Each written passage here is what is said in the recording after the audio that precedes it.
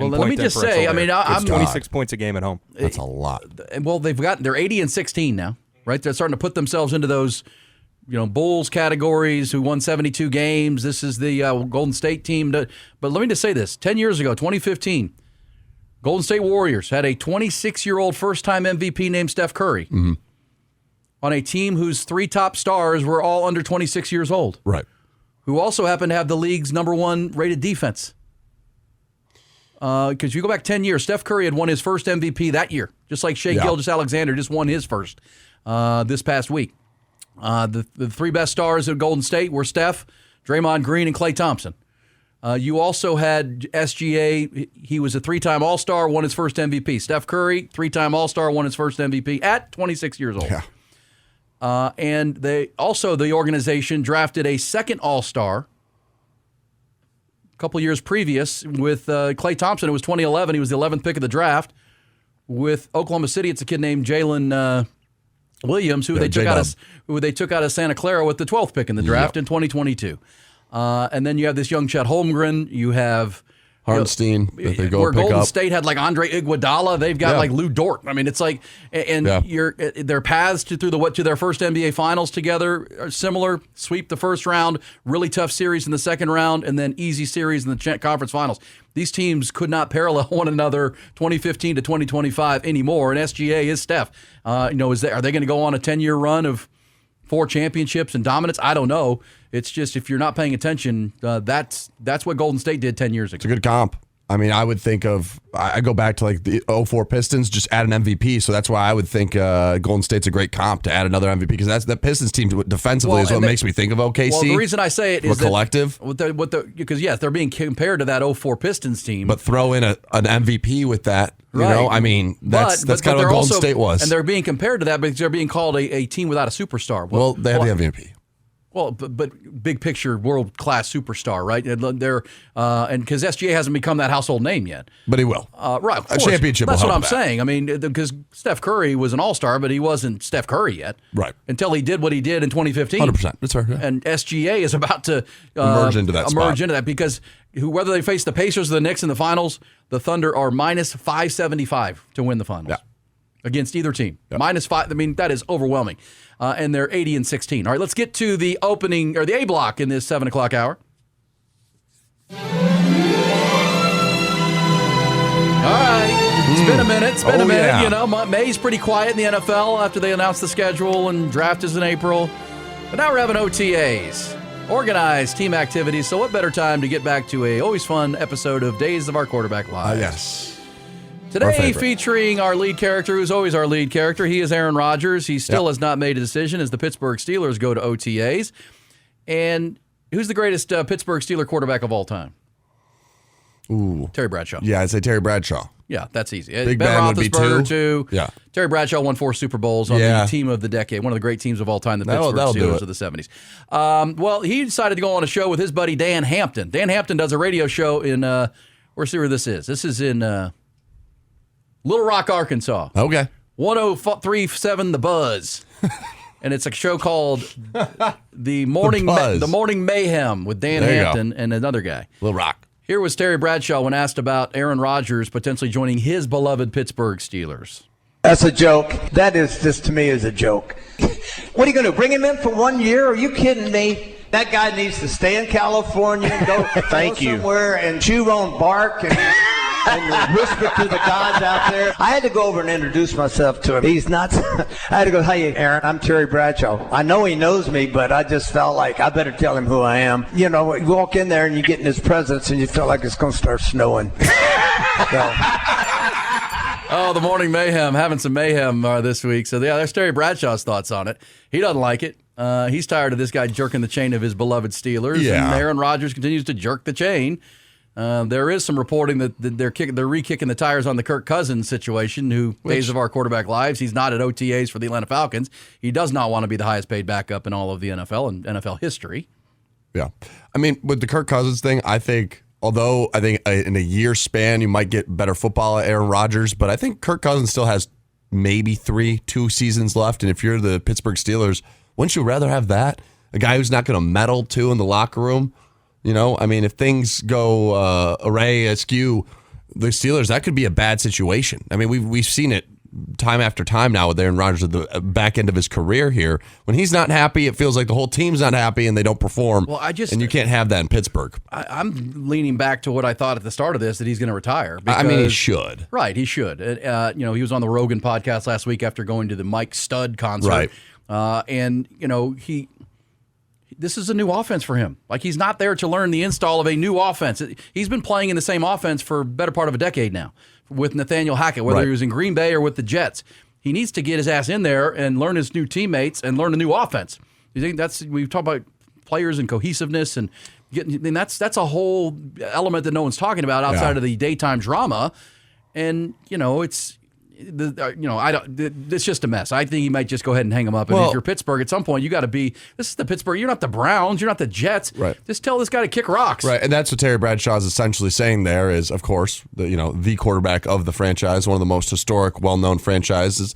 And the issue is it's not that they haven't been winning. It's just they haven't been winning in the playoffs. They'll get in the playoffs, but they need to take this more seriously and not be a prisoner to him, which they kind of are right now with Mason Rudolph leading the way. I mean, Mason Rudolph might be the answer temporarily, but for what? To get 9-10 wins as they always do? Well, they're not winning anything serious with that. Well, what the Steelers need to do is bottom out. I mean, it's not lost on people paying attention that the New York Giants and the Pittsburgh Steelers, two great organizations of past years, neither has been able to replace Ben Roethlisberger or Eli Manning. No. They were winning Super Bowls when they had Big Ben and Eli, and they can't find the quarterback. And now the Giants think maybe it's Jackson Dart. We'll see. But, what the Steelers need to do is have, like they did with Ben Roethlisberger, have a really bad year and draft a quarterback next year, whether it's Garrett Nussmeier or whether it's not going to be Arch Manning, but somebody's going to be in the 2026 draft class. But that's kind of where they're at. Or you wait on Kirk Cousins. But I would tell Mr. Aaron Rodgers to go ahead and go hang out with RFK, kick rocks. Is there any world where Will Howard actually does become a starting quarterback in the league? I mean, give him credit. He had a really good. Now, Ohio State, loaded as can be. Well, he has an opportunity. But he did win that national championship, and he emerged when needed. Let's say, when we talk about Aaron Rodgers learning a new offense, the Arthur Smith offense, with Arthur Smith from Tennessee, Arthur Smith from the Atlanta Falcons. Right. He does like a running quarterback. He likes a quarterback that can move. You remember he was in tennis. One of the things that rose his stardom was the reemergence of Ryan Tannehill. Yeah. When Ryan Tannehill left Miami, the former Texas A&M quarterback, and became a good player, real good player, has best seasons in Tennessee. I don't know what Will Howard's going to be. Who knows? But I would just, if I'm Pittsburgh, I'm with Terry Bradshaw. I don't often agree with Terry Bradshaw, but I would say go ahead. All right. Also, real quick, the quarterback room in Cleveland is a Days of Our Quarterback Lives conversation, very crowded. The grizzled vet Joe Flacco battling Kenny Pickett for the starting job. Of course, the team drafted both Dylan Gabriel and Shedeur Sanders in the NFL draft last month. Flacco, at the 41 years old, was asked yesterday about mentoring the young guys. And he was pretty candid about, this is a no-win question, guys. Here he is on being a mentor to young quarterbacks. It's a talking point. You can kind of use it because it's a good question to bait somebody into answering, and no matter how they answer it, it kind of makes the guy that's answering it look bad. If I say I don't want to be a mentor, I look bad. If I say I do want to be a mentor, then I look like an idiot that doesn't care about being good and playing football. So it's one of those questions that no matter what I say, you guys can write what you want to write about it. And there's a lot of questions like that. That's why you end up having to try to avoid them. I tend to try to be honest. And I've said I'm not a mentor. I play football. And in a quarterback room, there's a lot of times there's been a ton of times where there's learning experiences. And I have a lot of experience and I can talk on things. And hopefully they listen. But it's not necessarily my job to make sure they listen to me. And, hey, hopefully you have a really good relationship with the guys that are in the room. And you naturally want to do that. But that was. All right, so I'm not, I agree with him. They can learn by example. Watch how I do it. I've been doing this a long time. I won a Super Bowl.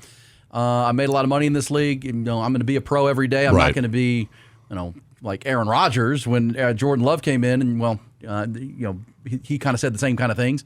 Because he was bristled that they drafted a quarterback, and it actually lit a fire under Aaron Rodgers to go win a couple more MVP awards. But I see Joe Flacco's point. He needs to beat Kenny Pickett out to get that job. Yeah, there's two other quarterbacks after that they drafted he needs to beat technically. I mean, I think Joe Flacco's already ahead of them, right, when it comes to the roster. But no, that's some people think that Kenny Pickett was brought in to hold the line because they like the young quarterback, and then Flacco's the backup, the veteran backup, and then they're going to keep one other quarterback, and that's where Dylan Gabriel and Shedeur Sanders are competing for the job. We'll keep an eye on that in our days of our quarterback lives. We also had Caleb Williams drama in Chicago. I was going to ask, are we going to talk about that? Caleb Williams is the quarterback of the Chicago Bears. He was the first pick of the 2024 draft. And, this thing has become a media firestorm because of a new book that's come out, or is going to come out here in August. Seth Wickersham has written a book called American Kings, the biography of the quarterback, a book about behind the scenes. And in that book, it's pretty clear there's excerpts and chapters about Caleb Williams and his family, his father, specifically exploring plans of not being drafted by the Chicago Bears. There was plans with the UFL involved? Lawyers. Are you kidding me? And he's quoted his father as saying that's where quarterbacks go to die. Well, but let me just say this about Caleb Williams, because he handled it right last year. He didn't say all these things that are in the Wickersham book. It was his dad. And he did say yesterday at a press conference, Caleb Williams, addressing the whole situation, that, I have parents who care a lot, but I have had to tell them what they say about me impacts me. And so I think he's handled this very well, and including yesterday. Here's Caleb Williams addressing the media firestorm that has come from what's going to be in this book by his parents and his dad, and at some level him. That we want it to happen at this point. We're focused on the present. We're focused on now. We're focused on trying to get this ship moving in the right direction. And I think so far that's what we've been doing. But for this to come out, it's been a distraction. So coming up here and talking about it and addressing it is important today. And so that's what we're here to do. Next is all that went down, all that was said. Yeah, I had a good visit at the other place, Minnesota, with Ken O'Connell, good staff and all of that. Obviously, he just won Coach of the Year award and things like that. So obviously good staff and things like that. But something that keeps getting lost, something that keeps getting, I think, not being addressed the way it needs to be, is the fact that, I went on that visit first, came here, and then after I came here, I went back home, talked to my dad, and, all of the things that were supposed to be these big things that everybody's been talking about recently. One never happened in the sense of they were all thoughts. They were all ideas. And I think if you're in the situation, I think if your son or daughter, anybody is in a situation to be in that position, I think you think about all of the options and, and you look at it, the history and the facts and all these different things. Those are thoughts that go throughout your head in those situations. So, all of those were thoughts. And then after I came on my visit here, it was a deliberate answer and deliberate and determined answer that I had, is that I wanted to come here. And just like Ben spoke about, obviously, the past years, as everybody knows, it's a fact that quarterback play, there hasn't been a 4,000-yard passer. There's, all these different things that come up. And so, being able to have those thoughts is I think, fair to be able to have, good and bad thoughts. But like I said, I came here on a visit. And like I said, just like Ben said, it's a challenge to be able to come in here and try and turn around. And that was. All right. So he went on. I'm all in now. Ben Johnson's our coach. And his father wasn't wrong. They fired the coach and the offensive coordinator during his first year because they weren't built to handle a rookie quarterback and develop him properly. All that's been well documented. And I do think watching that whole press conference yesterday, I thought Caleb Williams came off pretty strong. Yeah. As a guy who's ready to, turn the page, no pun intended, and move forward. He's got one of the best young offensive coaches in Ben Johnson. They've rebuilt the offensive line. They've added weapons. He needs to have a good year. He's got to go back it up with a good season in Chicago, but I think he handled that maturely. Yeah, he did, for sure. And it's facts. Like, look at it from the quarterback position. Nobody's thrown for 4,000 yards in Chicago. That's the ongoing thing. You would want to be in Minnesota if you were him. I mean, with the weapons they have, the coach they have, the staff they have. And let's just call it how it is. There was reports with this that Shane Waldron was not watching film, nor was Eberflus or whoever with Caleb Williams. And that's where I kind of still have questions, OE. As good as Ben Johnson is, it's his first time as a head coach. He's an offensive guru. I've seen it as a Lions fan. First time coaching, I think he'll be good. They're going to be a lot better. But when it comes to it, Ryan Poles is still your GM, right? I mean, he made this hire that was needed. And you still have function, issues from when it comes to the front office and who's making these decisions. And it's just kind of is an ongoing thing with Chicago. So I'm hitting the brakes a little bit. I think they're going to be very talented, but I think it's going to take a little bit of time before we see them like really in the NFC dominating. They're in the toughest conference, in my opinion, the NFC too. Minnesota, Green Bay, Detroit. It's going to be a tough road. I think they're going to win a lot more games than they did, but they only won 5 last year, and people were saying they're going to be a playoff team. Let's also remember last year there was a Hail Mary in Washington against Jaden Daniels and the Washington Commanders. If they win that game and don't give up the Hail Mary, they'd have been 4-1. Yeah. And they went on. That spiraled their season. It did. They were off to a pretty good start, and things were going okay. That Hail Mary in our nation's capital spiraled them. And to win one more game after that. And they never recovered. No. And everybody got fired, rightfully. But they were off to a decent start. They were. So if you're Ben Johnson and you've added 3 new offensive linemen and a lot of good players, he's a better coach. No, he is. And they're going to be better. I'm just saying when it comes to it. That division's brutal. So. I don't know if I trust, just when it comes to, besides the coach, the Ryan Poles of the world, and even, I'm not a huge Poles Kevin fan. Warren came in a year after him. They're never aligned, it feels like. President, GM, coach. It just feels like they can never get aligned when it comes to timing, coming in with the same vision. So I think, again, Ben Johnson, huge loss for the Lions, big get for Caleb Williams specifically in his development. But we'll see. It's just going to be, I feel like everyone kind of just chucks up. The Bears won the offseason yet again. It's a big get for them, but kind of see it happen.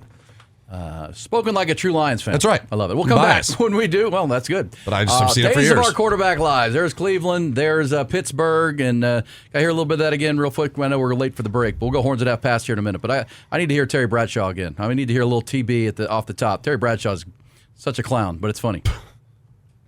That's a joke. That is just, to me, is a joke. That is a joke. What are you going to do? Bring him in for 1 year? Or you go eat some bark. Go eat some bark out in California.